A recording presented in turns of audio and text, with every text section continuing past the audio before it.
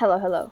Hello. So today I bring you with a different microphone situation because I somehow managed to break my camera microphone and the microphone that I used on my glasses here because I accidentally spilled milk on it and now it doesn't work. So now I have to use my wired earphone microphone here. So no, I promise you I'm not that clumsy, but things just happen and that's fine. We find a solution and we march on. So today's gonna be a review of a book I read quite a while ago. So I've had some time to sit in my thoughts, except I didn't because after I finished this book I was just like, okay, I want to know more, and I kind of didn't sit on my feelings about this book for a while because. To be honest, I really loved The Lightning Thief. That with this book, it didn't really live up to my expectations, which is I think is my fault a little bit. So I didn't really think about it that much. I thought about The Lightning Thief like a fair amount, but for this book, I didn't really like dive into what I was feeling in my in feeling personally. But that book is Percy Jackson and the Sea of Monsters. I got my lights as green as well to match the book. Woo! You know, you got the green there, you got the yellow there. Ooh, baby, theme lighting. So this book is the second book of the Percy Jackson and the Olympian series. I have decided I'm gonna do reviews on each book for this series, so I have three more books to go. I think it's Titan's Curse. If I can read that, I can't read that. Battle for the Labyrinth and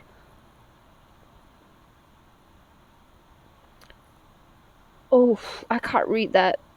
Last Olympian? I think that's Last Olympian. Okay.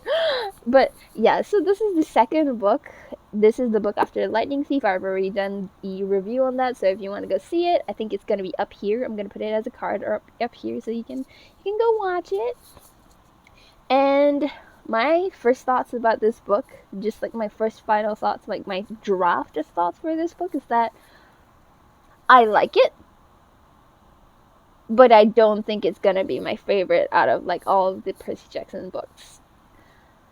Because one thing is that like the main threat of this book, I just don't think it really appealed to me.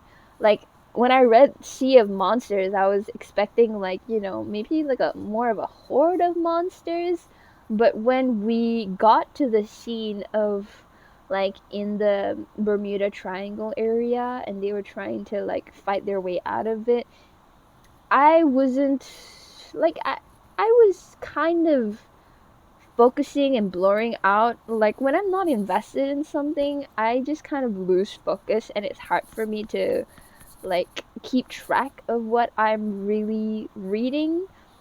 But I was still kind of I was still nervous for all of them. It's just I was nervous and confused. I was nervous and confused. That's the thing.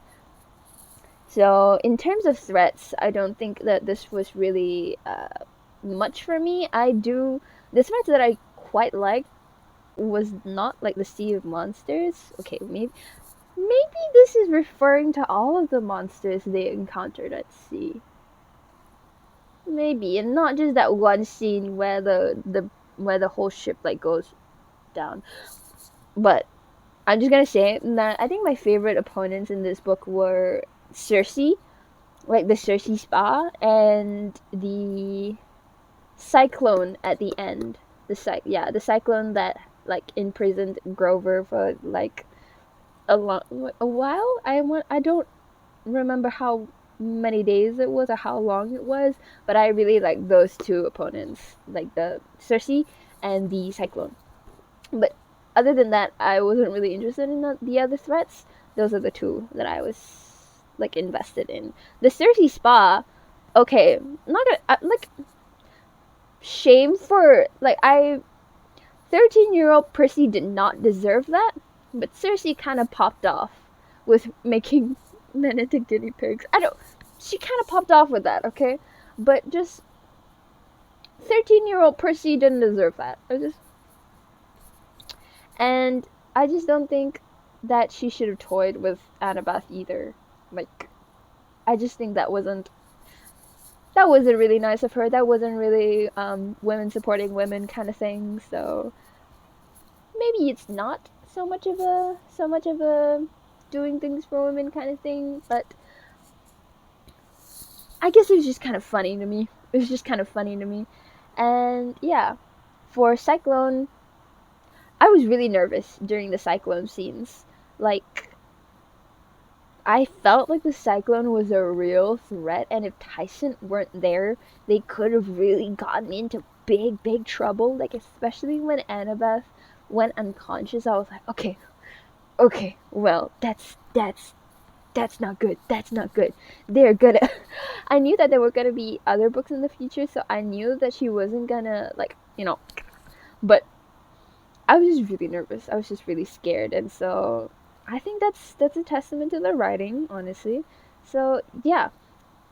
And other than the threats themselves, what I want to also talk about is the relationship that Percy has in this book, and that is I want to talk about Percy and Tyson's relationship and Percy and Annabeth's relationship. Yes. And then after that, I want to talk about Luke in this story and also Thalia. Okay, I mapped it out in my brain. We're gonna go. Let's go. So first of all, Percy and Tyson.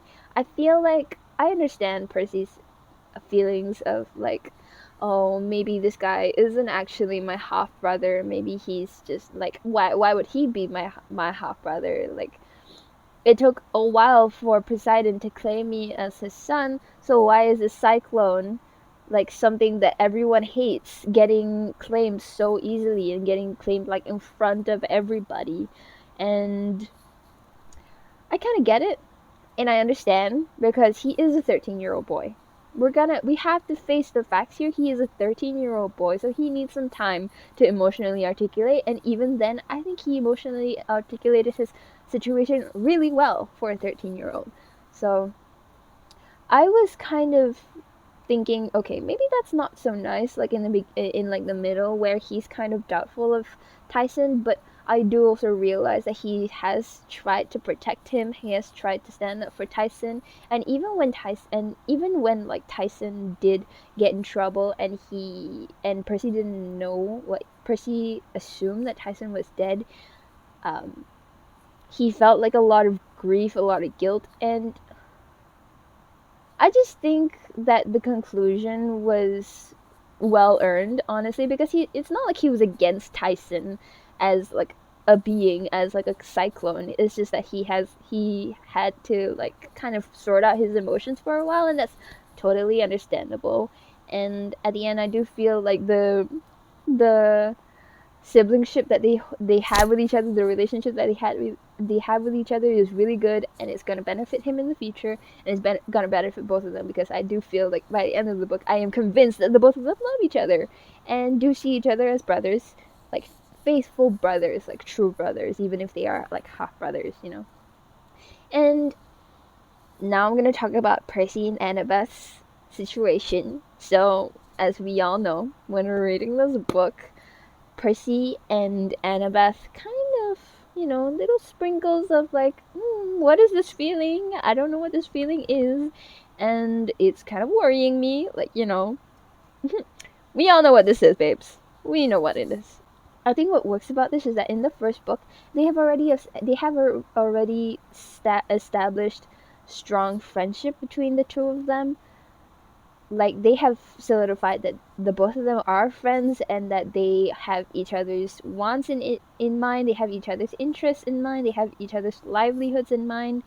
And so in this book, we see them having to work together because Grover is being held captive by the cyclone, and so the two of them have to work together to save Grover. And so they have to interact with each other more, they have to think about it more. And since they're young teenagers, they're figuring it out, especially with Percy. I bookmarked this one. That moment when he felt like jealous thinking about Annabeth with Thalia and Luke. And what I like about this is that it's going like slow. It's going slow. The pacing is good for me. I feel like the pacing is not too fast. It's not like straight away like last book they became friends and then this book they're like I have a crush on you. Like, it's just little sprinkles here and there because they're still on the friends, plane. They're still just friends. They haven't like tried to do anything romantic. And plus they're just 13. They're still young. They're still very young. So they are going pretty slow and they're just starting to feel these feelings. So I'm kind of interested to see where this is going in the future. And that's all I wanted to comment about the Percy and Annabeth. But I think that this is really cute that the both of them are like interacting with each other and trying to save each other in this book. And you can see how much they care for each other. So it would make sense for them to have a crush on each other, but it would also make sense for them not to have a crush on each other. Like, either way, it's good. Just whatever they have, it's good, okay? So the other thing that I want to talk about is Luke. And Luke, I don't know where he's going, but I'm very, very, very, very interested because I have a few questions, and one of the main questions that I have for Luke is how deep is his loyalty for Kronos, and how long is that gonna last? Like, how long is this loyalty gonna last? Is there any conditions to this loyalty to Kronos, and is there anything that someone can do to kind of pull him away from this loyalty to Kronos? Because he said that he's just like resented the Olympian gods, and so this is why he's going to Kronos. But humans are still humans, he's half-blood, he's still got human blood in him. So there must be some kind of way to kind of pull him out of this, right? And I know he's kind of older and he has a little bit more of a grasp, but like 16 is not that old. 16 is still pretty young, so I just want to see if eventually he'll break out of the spell of Kronos. And the plot twist at the end where they keep Percy alive for some reason, like the curse that they mentioned about, not curse, it's like the prophecy that Percy is a part of. That one, I was like, okay, this is more highness than I thought it was gonna be. This is gonna go like much darker than I thought it was gonna be, and I'm really interested for it. And I just want to see how far gone Luke is in this moment, and how far gone he's gonna go. Like, what's the lengths he's willing to take to achieve Kronos's like plans. And finally, we have the emergence of Thalia in this book. Thalia's first appearance in the book, and I don't really have that many thoughts of her, but I think it's gonna be interesting how in the next book how Percy and Thalia are going to interact with each other as being the big three's like children.